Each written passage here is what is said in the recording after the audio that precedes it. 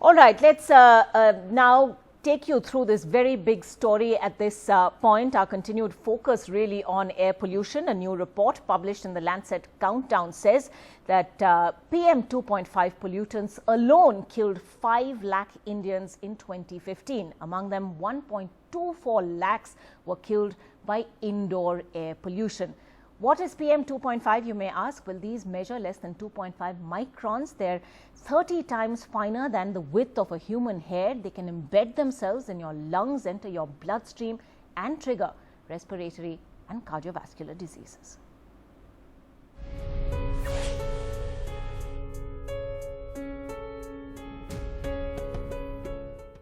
Dangerously high PM 2.5 levels in Delhi have been making the headlines. Now, thanks to a collaboration between 24 international organizations, for the first time we find out exactly how many Indians are losing their lives to PM 2.5. The causes of death, household pollution, vehicular emissions, industrial pollution are all sources of this dangerous pollutant. So here's why PM 2.5 is such a killer. PM 2.5 is 1/30th the width of a human hair. When we breathe, the body produces mucus to trap the pollutants we inhale. PM10 can still pass through and get trapped in the throat, but PM 2.5 is fine enough to pass these natural barriers and enter the lungs and the bloodstream. Once deposited in the lungs, this pollutant can never be removed, and prolonged exposure can cause chronic bronchitis, cardiac problems, strokes, and premature death. According to the report, household air pollution caused 1,20,000 premature deaths. High-stack pollution, coal power plant emissions, and transport were the other leading causes. India was the 4th highest emitter of CO2, and its growing population density increased exposure to pollution. We are actually seeing close to 1 million deaths in India as a result of prolonged exposure to household smoke. That's not just the woman, but also her children and others within the family. Experts are encouraged by the government's Ujjwala program. पिछले लगभग 1.5 साल के अंदर भारत सरकार की पहल से 3 करोड़ से ज्यादा महिलाओं के घर में प्रधानमंत्री उज्ज्वला पहुंची है और हम तरह तरह की नए उपाय भी स्वच्छ ईंधन की ढूंढ रहे हैं. There is some good news too. India has contributed to a global increase in solar power capacity and to the increased media coverage of health and climate change issues. It can only be hoped that the toll dirty emissions are taking on Indian lives pushes the government to move to cleaner fuels faster. This is Nimisha Jaiswal for NDTV. Well, joining us on the show tonight, Professor Anthony Costello, co-chair of the Lancet Countdown. He is also director of World Health Organization. Sunita Narayan, director for the Center for Science and Environment, also joining us on the program. Dr. Arvind Kumar, chairman, chest surgery of Sir Ganga Ram Hospital, New Delhi, and founder of Lung Care Foundation, is with us tonight, as is Dr. Ejaz Ilmi, a practicing doctor himself and member of the BJP, representing the government view, as it were, on this show tonight. But Professor Costello, let me begin with you. The Lancet Countdown report suggests that as many as 500,000 people had premature or early deaths in India in the year 2015 because of the deadly pollutant PM 2.5. It also goes on to say that indoor air pollution was probably the biggest factor among these deaths, contributing to the deaths of over 124,000 people in just that 1 year alone. I have to begin by asking you, how does this report arrive at these numbers? Do you believe that there is the possibility, at least, of an overestimation here?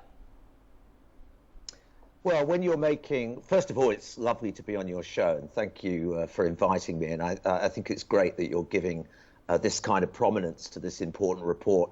And just to say, I left Delhi just 2 days ago, so I spent 4 days last week, and I've just checked my phone actually, and I have an app that measures air pollution. And right now in Delhi, it's PM 2.5 is a level of 268, and the safe limit is round about 2025. So it's 10 times what it should be. Right. And we know from a whole number of studies all over the world that various levels of pollution will give you all kinds of effects on respiratory, cardiac, all kinds of outcomes that some of your other experts will describe. And therefore, we've made some estimates on global limits and also on global impacts and also on impacts on some of the major countries. I should say this report is the first where we've looked at a whole series of 40 indicators that were agreed upon a year ago by a series of experts from 26 global institutions. And we know that climate change is already damaging the health of millions of people globally. We have a looming global health emergency. And in addition to the air pollution effects that we can see with that kind of yellowy death haze across the capital of Delhi, and it's not just Delhi, this is 87% of our cities have air pollution above the safe level. Right. My own city of London is facing a similar problem. So we're all in this together, and some are worse than others. Delhi's at the worst end of the spectrum. But we've got to come up with solutions, and we do have solutions from the report. Right. Before we, of course, carry on to talking about the solutions, there are going to be questions raised about this report, as there are about every report that throws these alarming numbers at us. Whether there is conclusive data to establish a direct correlation between PM 2.5 levels and death, whether this has in fact been established. The Indian government has gone on record to say in the past that there could be multiple factors that contribute to death, and these could be socioeconomic factors, diet-related, and a host of others as well.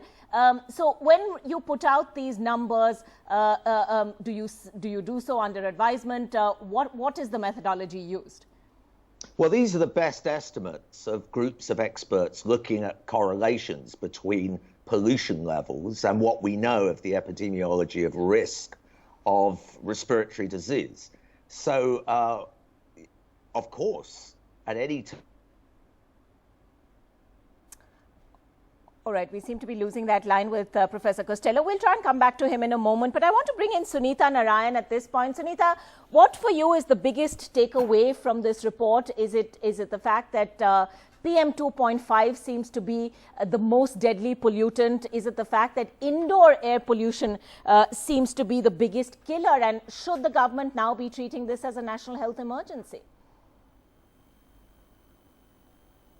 Yes, Ankita, to me, I think what this report does is to reconfirm what we know, but it also tells us of the scale of the problem. And it also tells us that we need to do action which is far more drastic than what we are thinking of. Now, when we look at indoor air pollution, let's be clear, this is about chula smoke. This is about biomass that women use to cook food, which we know today and we've known for a long time is poisonous. In fact, the Prime Minister's entire Ujjwala program, and you have to commend this government for it, has been for the first time saying that this is about making sure that women do not suffer from polluted fuel. The question is, how can we make that even more effective? How can we get women even faster, cleaner fuels to cook with?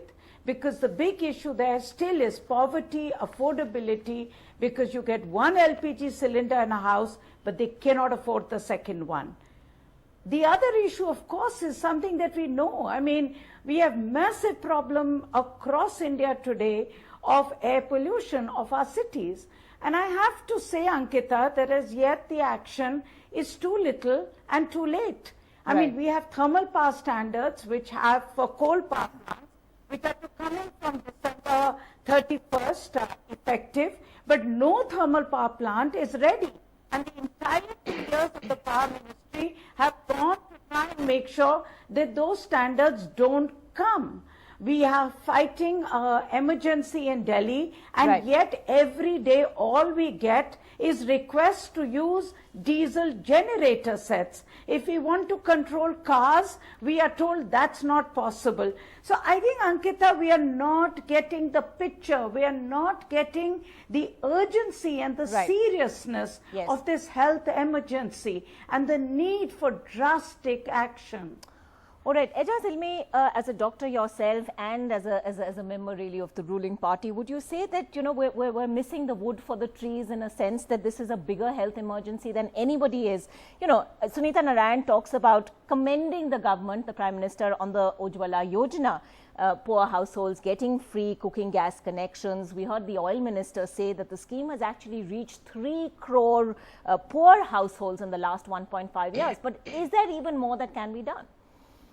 Undoubtedly so. I think what Sunita spoke about and Ms. Dr. Costello spoke about, I wouldn't call it an overestimation, I would call it an underestimation. It's very clear that it is a serious situation afflicting not only India and most of the cities, but across the globe. You look at the figures, all the good work done in the last 50 years has been literally been wiped away in the last 2.5, 5 years. If you read the report in its entirety, you will come to understand that we as human beings could adapt to the physiological changes that this pollution is causing, but we are losing that edge to even fight back. The number of disease is going to amplify exponentially in such a manner that this figure could be much, much larger than what we are listening today. And I'm glad Sunita spoke about that there is a fight back, but this fight back is not enough.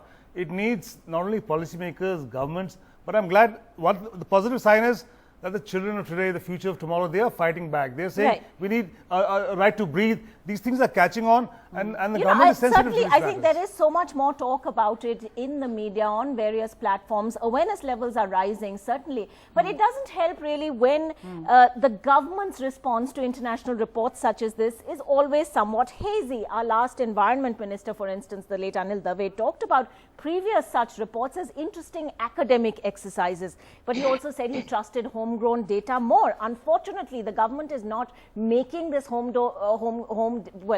data within India public to us. So how do we as citizens of India then know what is right and what the real numbers are? Every country has its own methodology of collecting data, but out here you have 40 different parameters. Right. As with the Lancet Countdown report. They've covered most aspects. They've had economists, engineers, environmentalists, policymakers, doctors looking at this and speaking to people across the board. There's no reason to even think. I mean, in fact, I'm stating on record that it could be an underestimation. It can't be an overestimation. Okay, fair enough. Sunita, you had a point to make. Go ahead. No, Ankita, I just want to say, I think, it's time that we stop doing this foreign study, Indian study business. I mean, in the Supreme Court, in fact, government has filed an affidavit in our case on air pollution saying we should not cite foreign reports because their data is often questionable. I think let's be clear, and I'm really glad that Ejaz is saying this on record. I think it's time we moved beyond this. I mean, the fact is there is an emergency. We need to do drastic action. We can quibble about the numbers. I'm sure Anthony, Tony will agree that, as methodologies evolve, we will get more accurate numbers. But the scale of the problem is vast. We don't need studies to tell us you and I can't breathe in Delhi. Right. So let's be clear, we need to take drastic action. And I want to bring in Dr. Arvind Kumar at this point because, Dr. Kumar, you're actually seeing multiple cases of this on a day-to-day basis. How urgent a situation is this? What do we as viewers then, it's all very well to talk about policy and we can go on talking about policy till we're blue in the face. But, as citizens living in Delhi, living in the rest of India, how is it that we guard ourselves? Coming first to the magnitude of problem, Ankita, out of all the panelists, allow me to say that I am the one who actually is seeing with my own eyes the real impact of this problem. As a chest surgeon, for the last 30 years, I have been looking at lungs of people. And I'm very sorry to say that in my short life of 30 years as surgeon, I have seen a change in the color of lungs of people. From usually pink that I used to see, today we are seeing more and more blackish lungs. Now, this is also being seen in non-smokers. So that's an information which is very scary. And the reason which actually encouraged me to come out very openly on this was a couple of months back when I saw some teenagers having black spots on their lungs. Now and those were non-smokers. So a non-smoker teenager having black spots on the surface of lungs is a very, very sinister development. Right. And it's obviously, see, we are talking about foreign study, Indian study. Let's be clear, the lungs are no different. The lungs of an American or a Britisher or an Indian, they are not different. Absolutely. And their susceptibility to any of the carcinogens or any of the pollutants is not going to be different. Biologically, we are the same. So if something is clearly proved to be a causative factor in US, there's no reason why we need an Indian study to prove it so. You don't have to rediscover the wheel.